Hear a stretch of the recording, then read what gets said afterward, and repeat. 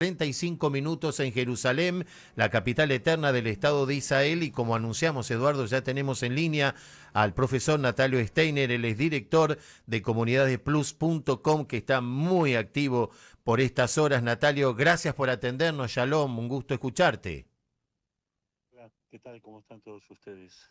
Muy Buenos bien, días. Natalio, siguiendo las alternativas, queremos pedirte un breve resumen de lo que está pasando a esta hora, y está confirmado que se postergó la reunión de gabinete del primer ministro Netanyahu con su equipo hace pocos minutos, ¿sí? Está confirmado por el momento que la reunión está postergada, no está anulada. Bien, La reunión está postergada esencialmente por dos motivos. El primero de los motivos tiene que ver por el hecho que el Hamas es especialista en correr la cancha y ha venido con una exigencia fuera del protocolo que se iba a firmar, que tiene que ver con ciertas identificaciones muy puntuales de algunos de los terroristas que Israel tiene que liberar de las cárceles israelíes, por un lado. Por otro lado, también hay desavenencias muy importantes en el gabinete israelí que podrían costar la continuidad o no del gobierno. El ministro de Finanzas Smotrich, que está en desacuerdo no con la liberación de los cautivos, sino con el formato de este acuerdo, que va a terminar mal para Israel, según él, y que puede llevarlo a una catástrofe. Se reunió ya desde ayer, está reunido varias veces con Netanyahu, y pide garantías de que una vez de que se termine este acuerdo en su primera parte o en su segunda parte, Israel reanude inmediatamente la actividad contra el grupo terrorista Hamas hasta su disolución total, incluyendo su aspecto político también dentro de la Franja de Gaza. Como no obtuvo garantías de Netanyahu en este tema, entonces Smotrich pegó el portazo y dijo: me voy a la reunión partidaria a ver qué dicen los miembros de mi equipo y vamos a ver si nos quedamos o nos vamos del gobierno. Si se va del gobierno, arrastra a quien propuso también que se vaya, que es el ministro Ben-Gvir, ujú. y por lo tanto el gobierno queda en minoría en el Parlamento. Podría entrar otras fuerzas a reemplazarlo, pero hasta que eso madure puede ser bastante importante e inestable también para la conducción actual de la negociación. Por otro lado, es decirte que Israel se debate hoy por hoy en este sentido, es el único tema prácticamente, entre cierto optimismo, la desesperanza y la desazón. El optimismo porque 33 cautivos puedan ser liberados en 42 días, que es mucho tiempo, es un siglo cada día.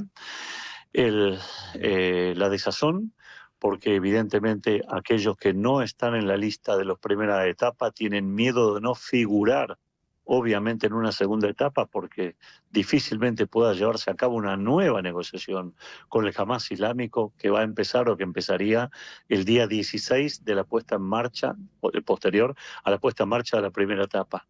Y obviamente el tema final, dado que estamos viendo una película que tiene un comienzo, el 7 del 10 de octubre, tiene un desarrollo que se va llevando a cabo hasta ahora, pero falta el final. Ujú. Y puede tener muchos finales. Y esos finales atemorizan a gran parte de la sociedad israelí, que no se opone a la liberación de cautivos, naturalmente, pero sí se opone a este formato que entiende le ha sido digitado por Donald Trump o por Biden o por ambos a la vez en la última semana y media o 2 semanas.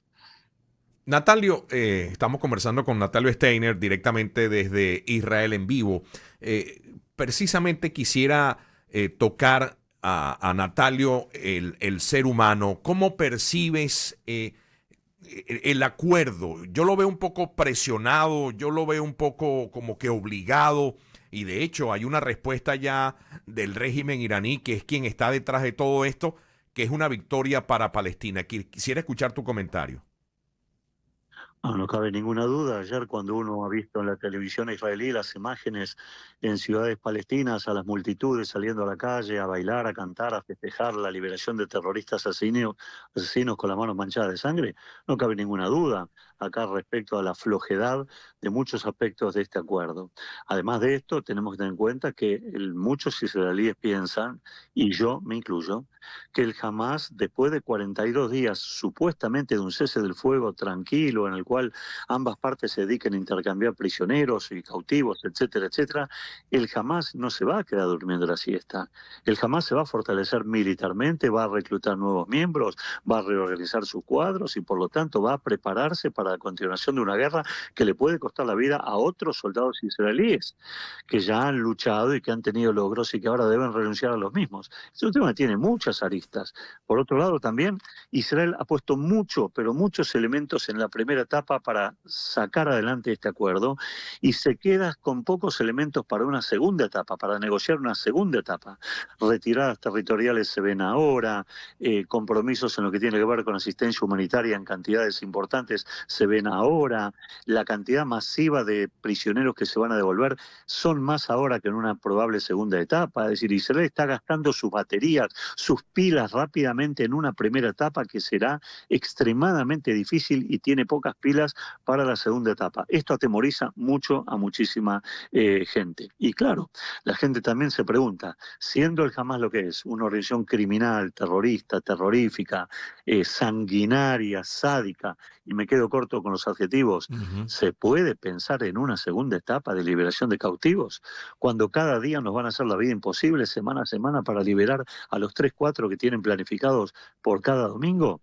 Resulta muy poco creíble, habría que ser muy ingenuo para esto. Y además, el tema que subleva también a la mayor parte de los que se oponen a este tipo de acuerdo, insisto, y no a la liberación, es el tema de la salida masiva de criminales que tienen las manos manchadas de sangre y aunque no van a estar en territorio israelí, van a estar en Gaza o van a estar en Turquía o en Qatar, no dejan de ser terroristas que van a planear o pueden llegar a planear acciones terroristas a futuro también y eso genera gran desconfianza y además alienta a los terroristas que están en Judea y Samaria sabiendo y diciéndoles, bueno, parece ser que el mecanismo extorsivo y de secuestro es el mecanismo que mejor funciona para derrotar a Israel.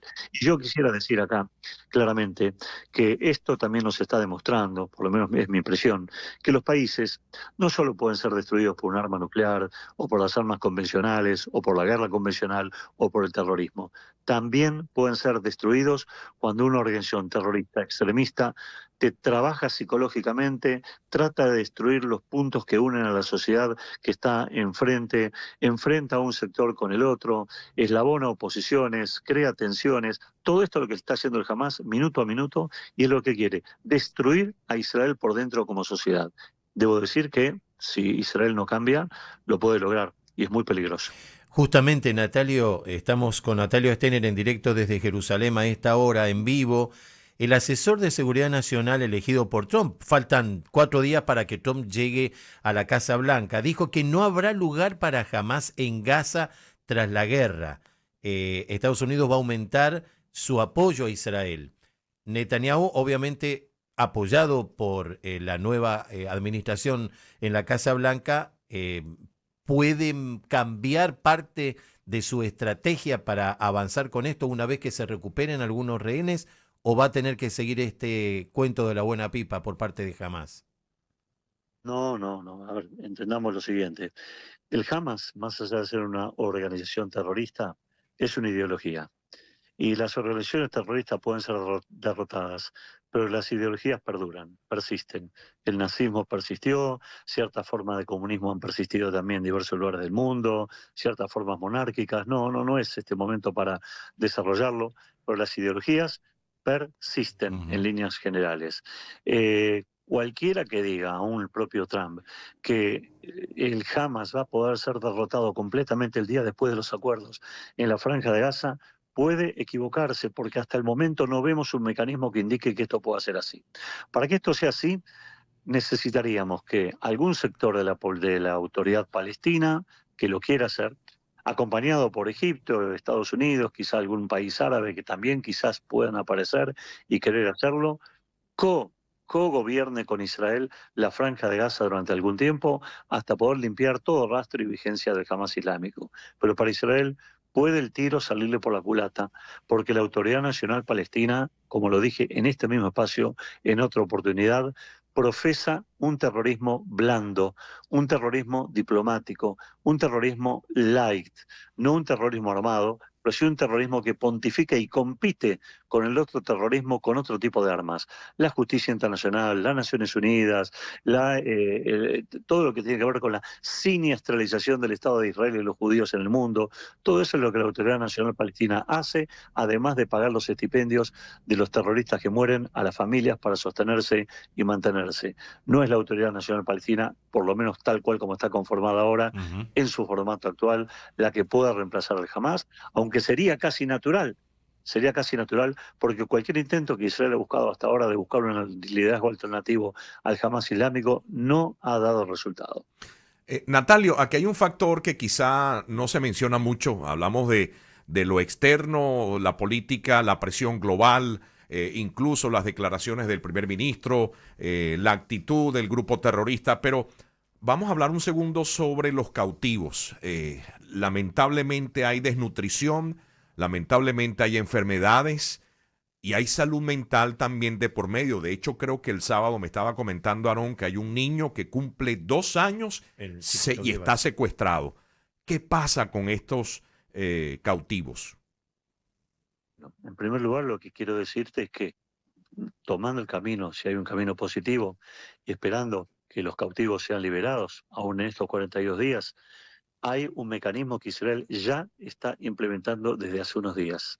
En los mismos límites con la Franja de Gaza se ha habilitado una especie de puesto sanitario, que no lo podemos llamar un hospital, porque no lo es, para recibir a los cautivos en el momento que sean liberados.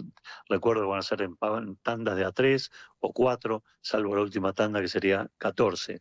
Inmediatamente van a recibir un control médico, van a tener un ámbito privado acá mismo al lado de la Franja de Gaza para encontrarse con su familia, hablar, llorar, besarse, abrazarse, contarse lo que quieran contar, y de inmediato serán trasladados a hospitales israelíes que ya los están esperando con un equipo de médicos que incluye a psicólogos, psiquiatras, especialistas en traumas, nutricionistas para ver el estado general. Pero quiero decir algo, las imágenes de la televisión israelí y de la televisión mundial nos van a mostrar imágenes desoladoras de personas caminantes, quebradas por dentro, por 470 días o más, de cautiverio, de incertidumbre, de muerte, de tortura, de flagelo, de todo lo que uno pueda realmente llegar a imaginar. Y lo peor aún puede venir.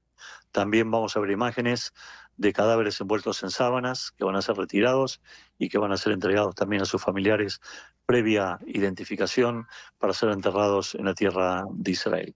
Todo esto es un panorama crítico, tenebroso.